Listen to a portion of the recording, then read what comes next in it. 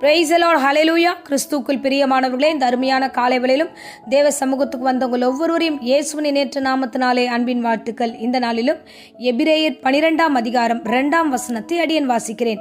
அவர் தனக்கு முன் வைத்திருந்த சந்தோஷத்தின் பொருட்டு அவமானத்தை எண்ணாமல் சிலுவையை சகித்து தேவனுடைய சிங்காசனத்தின் வலது பரிசத்தில் வீற்றிருக்கிறார். ஆமென், ஹல்லேலூயா. பாருங்க, இரட்சகராக இயேசு கிறிஸ்து நமக்காக, நம்முடைய பாவங்களுக்காக, நம்முடைய மீறுதலுக்காக அவர் சிலுவை சுமந்தார். ஆமென், ஹல்லேலூயா. அந்த சிலுவையை குறித்து பவுல் விதமாய் சொல்லுகிறார். இரட்சகராக இயேசு கிறிஸ்து சிலுவையை சகித்தார்.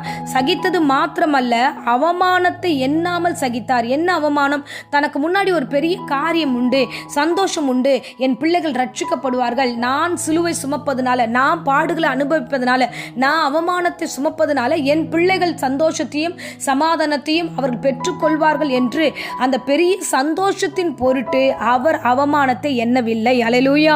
அருமையானவர்களே, இந்த அருமையான காலை வேளையில கர்த்தர் நம்மோடு பேசிக் கொண்டிருக்கிறார். பாருங்களேன், தேவனாகிய கர்த்தர் நமக்காக இறங்கி வந்திருக்கிறார்.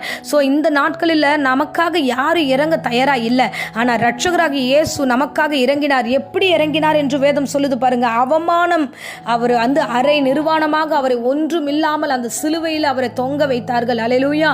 அந்த ஒரு சூழ்நிலையில் அவர் அவமானத்தை பெருசா எடுக்கல. ஏன் எடுக்கல? இந்த சிலுவையில் ஏன் ஆண்டவர் இந்த பாடுகள் எல்லாம் சுமந்து கொண்டார்னா, உன் இரட்சகராகிய தேவன் நம்மை நினைத்தார். நமக்காக இந்த காரியங்கள் எல்லாவற்றையும் அவர் சுமந்து கொண்டார். ஹல்லேலூயா. பாருங்க, அவரு தேவகுமாரனாகிய பரலோகத்தில் இருக்க வேண்டிய ஒரு மிகப்பெரிய வல்லமுள்ள தேவன் அவர். ஆனா அவர் இந்த உலகத்தில் இருக்கிற ஜனங்கள் எப்படியாய் மாற்றிட்டாங்கன்னா, தேச துரோகியை போல அவருக்கு சிலுவையை கொடுத்தார்கள், அந்த தண்டனையை கொடுத்தார்கள், அவமானத்தை கொடுத்தார்கள். ஸோ அவருக்கு ஏற்ற காரியமே அல்ல அது. ஆனாலும் அவர் மீது அவமானத்தை வேறுபடுத்தி, அவர் மீது வீண் பழிகளை வைத்து, அவர் எல்லாவற்றிலேயும் சிறுமைப்படுத்தப்பட்டவராக அவரை இந்த வேளையில கொண்டு வருகிறார்கள். ஹல்லேலூயா. அருமையானவர்களே, தேவ சமூகத்தில் இந்த வார்த்தைகள் எல்லாம் ரொம்ப ஆழமான வார்த்தைகள். பாருங்க, நமக்காக தேவகுமாரன் இறங்கி வந்தார். நமக்காக இந்த நாட்களில் அவர் துரோகியாக மாற்றப்படுகிறார். நமக்காக அவர் பாவியாக மாற்றப்படுகிறார். நமக்காக அவர் பலவீனராய் மாற்றப்படுகிறார். நமக்காக அவர் எல்லாவற்றையும் ஏற்றுக்கொள்ளுகிறவராக இருக்கிறார். ஹல்லேலூயா, ஹல்லேலூயா. நம்முடைய இரட்சகராகிய தேவனை குறித்து பாருங்க, அந்த சிங்காசனத்தை குறித்து பாருங்க. அந்த சிலுவையில தொங்கின அந்த தேவன் அந்த சிங்காசனத்தில் வீற்றிருக்க வேண்டும். ஆனா இன்றைக்கு அந்த சிங்காசனத்தில் அவர் இல்லாம சிலுவையில நமக்காக காட்சி கொடுக்கிறார். சிலுவையில நமக்காக அந்த பாடுகளை அவர் ஏற்றுக்கொண்டதை வெளிப்படுத்துகிறார். ஆமென், ஹல்லேலூயா. நம்முடைய தேவன் எப்படியோ அப்படித்தான் நாம கூட இருக்க வேண்டும். பாருங்க, ஒருவேளை நீங்க இந்த சூழ்நிலையில இருந்தீங்கன்னா, நீங்கள் ஒரு இடத்துல அவமானப்பட்டது போல ஒரு இடத்துல காணப்பட்டிருந்தாலோ, இல்ல பணத்தின் நிமித்தமா அவமானப்பட்டிருக்கலாமோ, இல்ல உறவு முறையா அவமானப்பட்டிருக்கலாம், இல்ல ஏதோ ஒரு சூழ்நிலையில நீங்க படிக்கிற இடங்களில் அவமானப்பட்டிருக்கலாம். ஏன் ஆண்டவரே எனக்கு இந்த அவமானம், ஏன் ஆண்டவரே எனக்கு இந்த பிரச்சனை, ஓயாம நீங்க தேவனை நோக்கி இந்த கேள்விகள் எல்லாம் நீங்க கேட்டிருக்கலாம். அன்பு பிள்ளையே, நீ சோர்ந்து போகாதே, நீ அவமானப்படுவதில்லை. என் தேவன் தாமே உனக்காக அவமானத்தை அவர் ஏற்றுக்கொண்டார். அந்த அவமானத்தினுடைய சின்னமாகவே அந்த சிலுவையை அவர் சுமந்தார். ஹல்லேலூயா.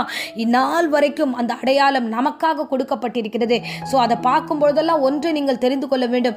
எனக்காக சிலுவை சுமந்தவர் அங்கே இருக்கிறார். நான் பாடுபடக்கூடாது, நான் அவமானப்படக்கூடாது என்பதற்காகவே எல்லாவற்றையும் அவருடைய சரீரத்தில் அவர் ஏற்றுக்கொண்டார் என்ற எண்ணம் நமக்கு தேவை. ஹல்லேலூயா, ஹல்லேலூயா.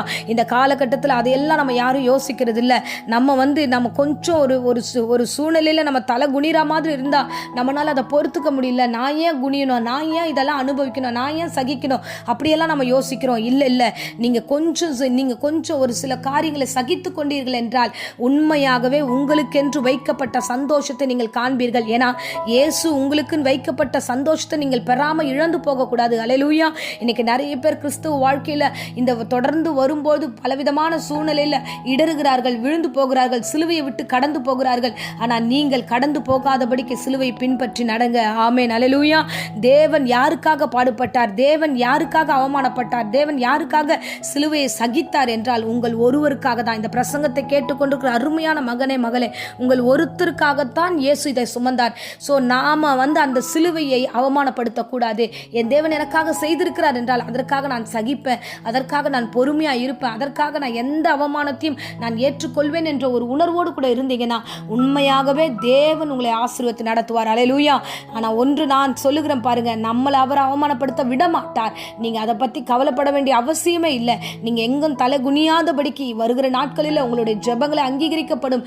கண்டிப்பா தேவன் உங்களை தலை நிமிரச் செய்வார், உங்களை ஆசீர்வதித்து நடத்துவார். ஆமென். அல்லேலூயா.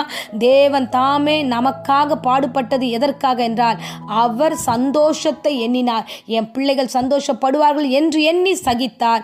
சகித்ததுனால அவர் தாமே சிங்காசனத்தில் வீற்றிருக்கிறவராக, தேவாதி தேவனுக்கு பக்கத்தில் வலது பரிசத்தில் வீற்றிருக்கிறவராக ராஜரீகம் எழுந்து கொள்ளுகிறார். ஆமென். இப்பொழுதும் உங்களுக்காக அடியேன் ஜெபிக்கிறேன். அன்பு தெய்வமே, இந்த சத்தியத்தின் மூலமா எங்களோடு கூட பேசின கிருபைக்காக ஸ்தோத்திரம் ஆண்டவரே. எங்களுக்காக இந்த உலகத்தில் ஒருவரும் ஆண்டவரே பாடுகளை ஏற்றுக்கொள்ள தயாரா இல்லை, அவமானத்தை ஏற்றுக்கொள்ள தயாரா இல்லை ஆண்டவரே. அந்த மாதிரியான சூழ்நிலை வரும்போது ஒதுக்கி வைப்பார்கள். ஆனால் நீரோ ஆண்டவரே அப்பா, எனக்கும் என் பிள்ளைகளுக்காக ஆண்டவரே அப்பா நன்றி ஆண்டவரே, நன்றி அப்பா. நாங்கள் சந்தோஷமாய் வாழ வேண்டும் என்ற ஒரே காரணத்துக்காக அவமானத்தை பெருசாவே நீங்க நினைக்கல ஆண்டவரே. எங்களுக்காக தியாகம் பண்ணி எங்களுக்காக ஆண்டவரே சிலுவை சகித்தபடினாலே ஸ்தோத்திரம். இந்த வேளையில இந்த ஜெபத்தை கேட்டுக்கொண்டிருக்க ஒவ்வொரு வீடுகளில் ஒவ்வொரு பிள்ளைகளுக்குள்ளாக ஆண்டவரே நீர் கடந்து போங்க. இந்த காலை வேளையில எதை நினைத்து அவமானம் என்று தலை குனிந்தார்களோ ஆண்டவரே அவர்களுக்கு தட்டி கொடுத்து நீங்க கவலைப்படாதீங்க, நான் இருக்கிறேன் என்று சொன்னவர் கூடவே இருந்து வழி நடத்தும், ஆசீர்வதியும், காத்துக்கொள்ளும். சிலுவையின் தியானத்தில் இந்த பிள்ளைகள் ஒவ்வொருவரும் ஆண்டவரை தேறினவர்களாக கிறிஸ்து எனக்காக சிலுவை சுமந்தார் என்ற உணர்வோடு கூட ஒவ்வொரு நாளும் நீ நடத்துவீராக. உங்களுடைய ஜெபத்தெல்லாம் ஆசீர்வதியும். விசேஷமா அந்த வேளையில கூட கர்த்தாவே அப்பா, வியாதியோடு பலவீனத்தோடு யாராகிலும் இந்த பிரசங்கத்தை கேட்டுக்கொண்டு அவர்களை பூரண சுகத்தினாலும் கிருபையினாலும் இடைக்கட்டும், ஆசீர்வதியும், வழி நடத்தும். தேவையில்லாத பயங்கள் பலவீனங்கள் இயேசு நாமத்தில் சபித்து கட்டுகிறேன். நீரே பாதுகாத்து வழி நடத்துவீராக. இயேசுவின் நேற்று நாமத்தில் ஜெபித்து ஆசீர்வாதத்தை ஒப்புக் கொடுக்கிறேன் ஜீவனுள்ள நல்ல பிதாவே. ஆமேன். ஆமேன். Praise the Lord. God bless you.